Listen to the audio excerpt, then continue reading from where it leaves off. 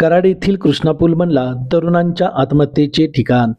शहरी आणि ग्रामीण जीवनाला जोडणारा व त्याला गती देणारा, हजारो जीवांना शहरात रोजगार मिळवून देणारा कृष्णामाईचा हा पूल तरुणांच्या आत्महत्येचे ठिकाण बनला आहे.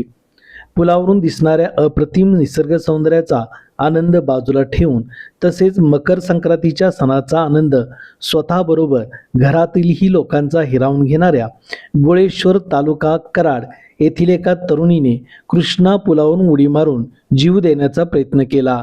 दुपारी 1:30 वाजता अचानक घडलेल्या प्रसंगाने पुलावरील ये-जा करणाऱ्या नागरिकांची चांगलीच धावपळ उडाली. याचवेळी तेथून जाणाऱ्या प्रल्हाद जावळे, पवन जावळे, कुमार जावळे, सागर जावळे, बबलू वाघ या 5 तरुणांनी स्वतःच्या जीवाची पर्वा न करता या तरुणीला वाचवले. या 5ही तरुणांचे सर्वत्र कौतुक होत आहे. दरम्यान रक्षक प्रतिष्ठानचे मनोज माळी यांनी पुलाला संरक्षण जाळी बसवावी यासाठी मंगळवारपासून उपोषण सुरू केले असून दुसऱ्याच दिवशी ही दुर्दैवी घटना घडत आहे. त्यामुळे शासनाने यावर गंभीरपणे विचार करून निर्णय घ्यावा.